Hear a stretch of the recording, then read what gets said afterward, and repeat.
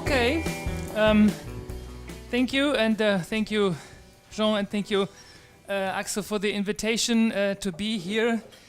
I have to start with a short comment. The program mentions my institutional affiliation as the University of Hamburg.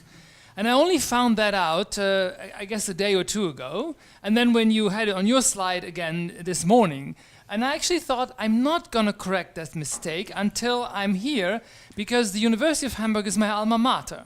I studied there, I did my PhD there, I did my postdoctoral habilitation thesis there, so I feel honored with the institutional affiliation of the University of Hamburg. But that's okay. Just in case anyone calls from Erlangen and says the unfair competition or something like that.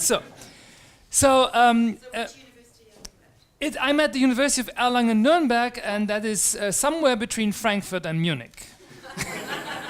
It is officially part of the Free State of Bavaria, but we don't call ourselves Bavarians, we live in Franconia. But I'll explain that later maybe. So I feel a little bit challenged here in the company of so many corporate company and other what we call civil lawyers. And especially since I'm not even a normal public lawyer, I'm a public international law lawyer. But that, of course, gives me the benefit of sort of flying high above, and having a bird's eye view on some of these issues. Now, what I want to talk about, how does that work? Where do I point it? Oh, there. Is really sort of the public international law side of the picture. And therefore, I want to briefly start by what is the general framework of human rights obligations. And I think I can be rather quick, but because I had the impression that most of us in the room are familiar with that. And also with the scenarios that we talk about when we discuss human rights violations through business activities.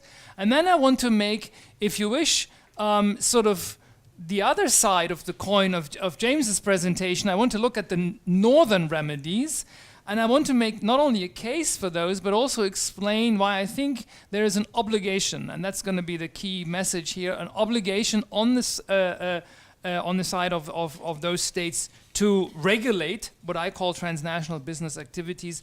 And then I want to sort of briefly mention some state practices, which we actually also already talked about.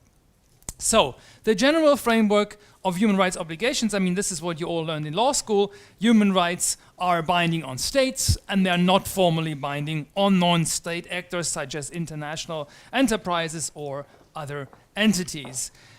If these enterprise entities have any obligations, they're established in domestic law, where they operate. And if we have human rights in the connection with international businesses, then they are built on soft law. And most of these standards have already been mentioned, the UN Guiding Principles, OECD guidelines, and so forth. Then there is a project of an internationally legally binding instrument, which has been, the negotiations started last week, or 2 weeks ago in Geneva, and it's still unclear whether and where that will, whether that will lead anywhere and where that will lead. But basically, so that's I think what the standard Human Rights 101 class would teach you. And what you would probably also hear in that class is that states have, at least under modern human rights understanding, what I call a trichotomy of state obligations. There is the obligation to respect, which basically means states cannot intervene or curtail the enjoyment of human rights, and then there's the state duty to protect, which means states have to protect individuals against human rights abuses by third parties, and those third parties, of course, could be also companies. And then there's the obligation to fulfill, which means that sometimes state must take positive measures and action to facilitate certain services. So we are, of course, looking at the obligation to protect. So what has been discussed so far from a in our discussion today from a human rights perspective is a realization of the obligation to protect, which includes legislative, judicative, and administrative activities. Now, and here's sort of the first little deviation from your standard Human Rights 101 that I want to introduce. I think when we talk about the obligation to protect, we should be talking about a human rights duty to regulate. So from the perspective of human rights law, it's not just that the state has a right to regulate based on its jurisdiction, the state has a duty to regulate. Now I'll come to what I mean by regulating in just a moment, but as I was mentioning to Jean after the last panel discussion, of course if you have a common law system and the courts implementing centuries-old common law principles, that's also regulation from the perspective of human rights.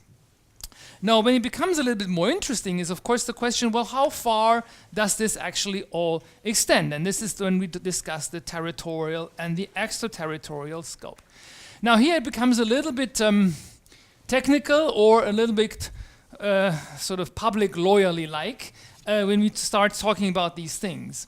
And I think it actually starts with it starts with usually the first articles in the Human Rights Treaty, which say that the rights enshrined in the Human Rights Treaty apply to all individuals subject to the jurisdiction of the state which signed the treaty. So there's the term jurisdiction, and I've been told that in many of the human rights or business and human rights scholarship, it's called the J word. Yeah? We talk about jurisdiction as the J word. Now, of course, jurisdiction is within the state territory. That's not a big question. The question is, well, do states exercise jurisdiction outside of their territory? And that's where the term extraterritorial comes from. Actually, I don't like that term in this particular context, because extraterritorial is only a very narrow concept when it comes to exercising jurisdiction outside of the state territory. Now, it's well accepted in jurisprudence, both national, international, and regionally, that if a state exercises full and exclusive control over an individual outside of the state's territory, then human rights apply. And the European Courts on Human Rights decision in Hirsi and others versus Italy made that very clear. This is when refugees were taken upon an Italian Navy ship in the Mediterranean Sea, and it was outside of the Italian territorial waters, and very clear that this is, of course, something where Italy had jurisdiction and where, therefore, the European Convention on Human Rights apply. Now, but the question is, and this is really, I think, what we should start be thinking about, is whether human rights or the jurisdiction in human rights context is really a territorial concept. Now, and that's when I debate this question with my normal public international law friends, they would say, well, what else should it be? Jurisdiction is always territorial. What else should it be?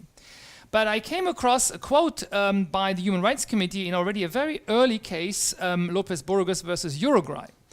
And here, and this is a case where police officers or military officers from Uruguay were torturing someone, I believe, in Argentina, but I'm not entirely sure, but outside of Uruguay. So, but the Human Rights Committee very clearly said, well, simply because this happened outside of Uruguay, this doesn't mean that Uruguay doesn't have jurisdiction. And they quoted, they said, and this is what I find interesting, they said, the reference to jurisdiction in the Human Rights Treaty is not to the place where the violation occurred, but rather to the relationship between the individual and the state. And I think that is actually quite interesting, because then we start actually reconstructing human rights as sort of from a relational perspective. Human rights determine the relationship between an individual and the state. And of course, the state that has, at a given time and at a given place, power over an individual. So that's sort of our state of the art, I guess. And that brings us to the two scenarios that we also discussed already today quite extensively. I mean, this is sort of a binary view of looking at. Of course, there are a lot of gray areas in between, but I think it's fair to say that we have two scenarios. One is what I call the transnational corporate relationship, and that's where we have a locally incorporated subsidiary of a multinational enterprises, which, for example, contributes to pollution of the environment. And that, of course, has implications on the right to health, the right to adequate living standards.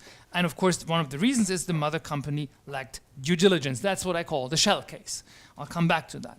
And then we have a second scenario, the global supply chain, which we talked about as well, where we have a local supplier, again, locally incorporated, employs unsafe working conditions, right to life, right at work, and so forth. And then this is what I call the kick case. So what are the human rights obligations in these contexts? Now, of course, the subsidiary, the local supplier, the mother company, the global buyer, the lead firm have no human rights obligations yet. We don't know whether that's going to change. Of course, the state where the activities took place, the host state, the state in this case in the global south, has an obligation to protect through the laws and the adoption laws and so forth. Now, my question is whether the state of the main seat of the mother company or the global buyer, the home state, also has a duty to regulate the transnational business activity. Now, and we talked about some of the reasons, of course, and this is what I said is sort of the other side of James's picture, that of course the host states often lack the necessary governance capacities. They're either unwilling or unable to enforce their own laws, because usually or often it's not a question of not having the right laws, it's a question of not enforcing them. Then, of course, there's the risk of withdrawal of businesses if there is too strong protective standards, the race to the bottom threat. They can only target the, in quotation mark, weaker local partner, which may not be the one that actually sort of took the decisions. And then sometimes they may not provide effective judicial remedies, so that's why we look at the home states, where, again, they, of course, have a jurisdiction and influence. But the question is, to which extent do they have jurisdiction over the activities abroad? Now, it's quite clear they don't have jurisdiction over the activities of foreign companies or companies that are incorporated in a foreign jurisdiction based on the principle of territorial jurisdiction. They cannot regulate, the German legislator cannot regulate what a Pakistani company does. But there are, of course, the courts. And then, of course, the question is, to which extent do we have jurisdiction over torts which were committed abroad? So my question is now, can we have, and this is where the German law comes in, do we have a doctrinal basis? So we love doctrine, right? Do we have a doctrinal basis for sort of a duty to regulate transnational business corporations? And I start with a very ancient, no, it's not so ancient, it's just 200 years old, which is, from a public international law perspective, not ancient yet.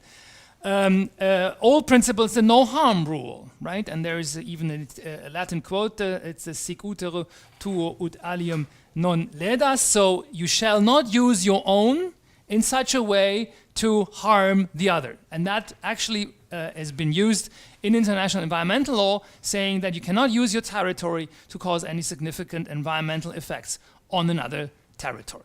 Now, my question is, of course, whether that can be applicable in other areas of international law. Can you make an argument that you cannot use your territory to establish or to let companies establish themselves in your territory so they cause harm, significant harm, on another territory? We also have a due diligence principle, of course, in international law. States do not bear direct responsibility for private entities, but they are required to act if they realize that activities have negative effects on other states. So both of these principles are, I think, sound international law principles to build such an argument. And then there's, of course, also a doctrinal basis in human rights law. Now, my philosopher friends, I mean, they never understand how we lawyers can actually sort of limit human rights to a territory if we talk about universal human rights. They say, well, they're universal, so they have to apply all over the world. And they think then that the debate is ended, and then we have to disappoint them. But I think when we start reconstructing human rights in a relational manner instead of a territorial, so then we don't ask the question, where do the human rights apply, but actually who do they protect? Then we maybe start to think about human rights in a different way. And that's also would bring us to sort of a functional understanding of jurisdiction. So why do we have a reference to jurisdiction in these human rights treaties in the first place? The answer from that perspective would be, well, we have to somehow determine which is the state that is most effective. Now, in most cases, it will be the state which has territorial jurisdiction, and that's why it's there. So in most cases, most human rights cases, it's of course the state with territorial jurisdiction, but it doesn't have to be a limitation. So I would argue that effective human rights protection requires state actions if adverse human rights effects are predictable and preventable. And those would be, to me, the key determining factors. Now, that brings us to the question whether that is not all a violation of non-intervention, right? I mean, when the lawyers say non-intervention, they actually mean, isn't that neo-imperialism? So this is a serious question. Is this a violation of the principle of non-intervention? And of course, states may not regulate and exercise jurisdiction over activities on a foreign territory without the consent of the respective state, unless, and this is important, there are some recognized exceptions. And we have in international law, we have some exception. One is known to the competition lawyers. Right? There is, of course, an exception in international competition law. If there are effects on a domestic market, then the state has jurisdiction. Also, in criminal law, if there are crimes based on the principle of universality, then, of course, the state has jurisdiction, even if neither the victim nor the perpetrator nor the act actually happened on the territory. But states, of course, may not interfere with political and the economic system of other states. And that brings me to the slide I added. Actually, no, this is the slide. Oh, it's gone. No, there it is. This is... No, I thought I had added a slide, but that is somehow not on the stick. So, anyway, but the point I wanted to make is, well, do we sort of, if we have a state regulating a transnational business activity, what standard should apply? I mean, because this is, of course, the big question. Should we apply the standards that apply in Germany, or should we apply the standards that apply in Pakistan? I mean, that's what it boils down to. And my answer to that is, in many cases, it may be already sufficient to apply the standards that apply in Pakistan, that are simply not enforced in Pakistan. So, and if you say, I regulate an activity with reference to domestic law, then there's no problem from the perspective of non-interference. And I would also argue, if you regulate an activity with reference to an international law standard, which is applicable in the other country, then that's not a question, that's not a violation of the non-intervention principle either.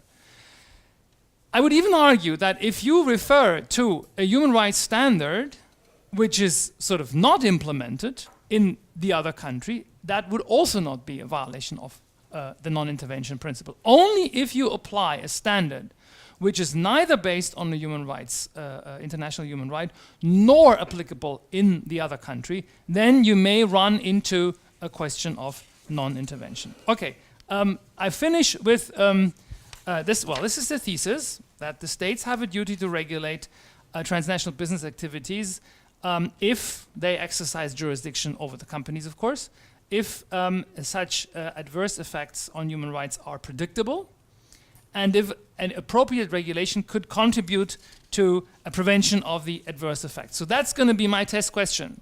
And I don't know how much time I have left, but I don't need much time because all of this has been discussed. What states do is either they have civil liability. We talked about this during the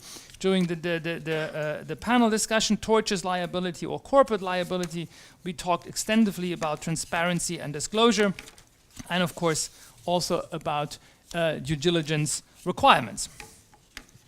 So at the end of the day, the question is are these activities of states, are they evidence of a sort of a practice that is based on a state duty to regulate, or are they just nice things states do? And that's, of course, always the difficult thing for a public international lawyer to determine what is actually state practice. And so the research that I want to do in the coming years or so is to actually go into the legislative history of many of the things that we talked about and see to which extent did human rights arguments play a role in both the legislation but also in all the court cases that we are looking at. And then I think we can make an argument that in fact there is a state duty to regulate transnational activities which have adverse effects on human rights. Thank you very much. That's the question.